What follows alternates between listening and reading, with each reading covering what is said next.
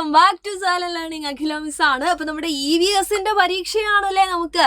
അപ്പൊ പ്രധാനപ്പെട്ട കുറച്ച് ചോദ്യങ്ങൾ നോക്കിയാലോ? എ ഗ്രേഡ് ഉറപ്പിക്കണ്ടേ? അപ്പൊ ചോദ്യം ഇതാണ്. ഇതാ നോക്കിയേ, നിങ്ങളെ വാട്ടർ ആൻഡ് സോയിൽ എന്ന് പറയുന്ന ചാപ്റ്ററിൽ ഒരു ചോദ്യമാണ്. Complete the concept map with uses of water. വിവിധ സ്രോതസ്സുകളിൽ നിന്നുള്ള ലഭിക്കുന്ന ജലം കൊണ്ട് എന്തെല്ലാം ഉപയോഗങ്ങളാണുള്ളത്? പദസൂര്യൻ. കോൺസെപ്റ്റ് മാപ്പ് എന്ന് പറയുന്ന സമയത്ത് നമ്മുടെ എന്താണ്? നമ്മുടെ പദസൂര്യനാണ്. അത് നമ്മൾ എന്ത് ചെയ്യണം? പൂർത്തിയാക്കണം. അപ്പൊ നോക്കിയാൽ നിങ്ങൾ ജലം എന്തിനൊക്കെ ഉപയോഗിക്കാം? ഇവിടെ ഓൾറെഡി ഒരെണ്ണം കൊടുത്തിട്ടുണ്ട്. ആനിമൽസിനൊക്കെ കുളിക്കാൻ വേണ്ടിയിട്ട്, മൃഗങ്ങൾക്ക് കുളിക്കാൻ വേണ്ടിയിട്ട്.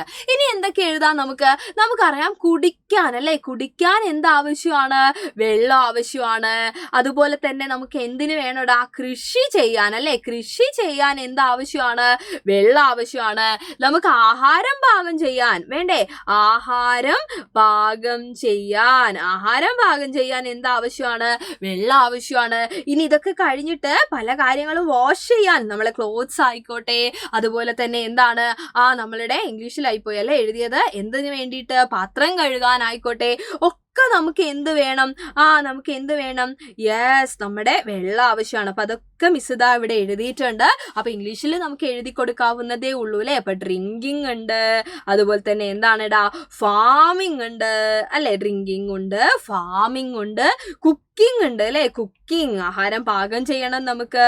വാഷിംഗ് അല്ലെ. വാഷിംഗ് ക്ലോത്ത്സ് എഴുതാം നിങ്ങൾക്ക്, വാഷിംഗ് വെസൽസ് എഴുതാം നിങ്ങൾക്ക്, എല്ലാം എഴുതാം. ഇതിനൊക്കെ നമുക്ക് ആവശ്യമുള്ളത് ആരെയാണ്? നമ്മുടെ വാട്ടറിനെയാണ്, നമ്മുടെ ജലത്തിനെയാണ്. അപ്പൊ ജലത്തിന്റെ ഉപയോഗങ്ങൾ എന്ന് പറയുന്നത് ഇമ്പോർട്ടന്റ് ആണ്, പഠിച്ചു വെക്കുക കേട്ടോ. അടുത്തൊരു ചോദ്യം നോക്കണേ.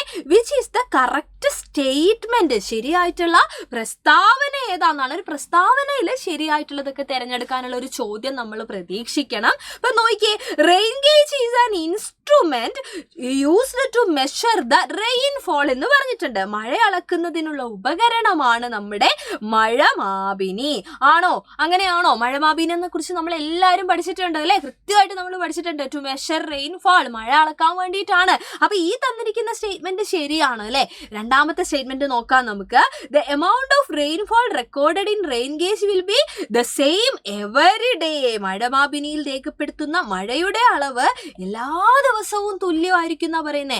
അങ്ങനെയാണോ? അങ്ങനെയാണെങ്കിൽ പിന്നെ മഴമാപിനി ഉപയോഗിക്കണോ അല്ലെ? അത് തെറ്റാണ്. നമ്മൾ ഓരോ ദിവസവും ലഭിക്കുന്ന മഴയ്ക്കനുസരിച്ചല്ലേ, അതിനകത്ത് നിന്ന് നമുക്ക് അളവെടുക്കാൻ പറ്റുള്ളൂ. അപ്പൊ ഒന്നാമത്തെ പ്രസ്താവന മാത്രമാണ് ഇവിടെ ശരി. സോ ഈ ഓപ്ഷനിൽ നിന്ന് ഏത് നമ്മൾ ചൂസ് ചെയ്യടാ? Only the first one. ശരിയായിട്ടുള്ളത് ഏതാന്നല്ലേ ചോദിച്ചത്. അപ്പൊ ഏത് മാത്രമാണ്? ഒന്ന് മാത്രമാണ് എന്തായിട്ടുള്ളത്? ശരിയായിട്ടുള്ളത് അല്ലേ. അപ്പൊ അത് കൃത്യമായിട്ട് നമ്മൾ എന്ത് ചെയ്തു? ഓർത്തു വെച്ചു. അപ്പൊ എന്റെ കുഞ്ഞുങ്ങൾ ഓർത്തു വെക്കുക, റെയിൻ ഗേജ്, മഴമാപിനിയുമായിട്ട് ബന്ധപ്പെട്ടിട്ടുള്ള ഒരു ചിത്രം അല്ലെങ്കിൽ ഈ പറയുന്ന രീതിയിലുള്ള ഒരു ചോദ്യം ഒക്കെ പരീക്ഷയിൽ മസ്റ്റാണ്. അത് കുഞ്ഞുങ്ങൾ ഓർക്കണം. അതുപോലെ തന്നെ ജലത്തിന്റെ പ്രത്യേകതകളും നമ്മളോട് ചോദിക്കും. അതിന്റെ യൂസസ് ആയിക്കോട്ടെ, അതിന്റെ സോഴ്സസ് ആയിക്കോട്ടെ, അതൊക്കെ നിങ്ങൾ എന്ത് ചെയ്യുക? ഓർത്ത് വെക്കുക. അപ്പൊ ആരും പേടിക്കൊന്നും വേണ്ട, ഈസി ആയിരിക്കും എക്സാം. നല്ല രീതിയിൽ ചോദ്യമൊക്കെ വായിച്ച് അടിപൊളിയായിട്ട് എന്ത് ചെയ്താൽ മതി? ഉത്തരം എഴുതിയാൽ മതി. സോ നമുക്ക് വീണ്ടും കാണാം. All the very best and by.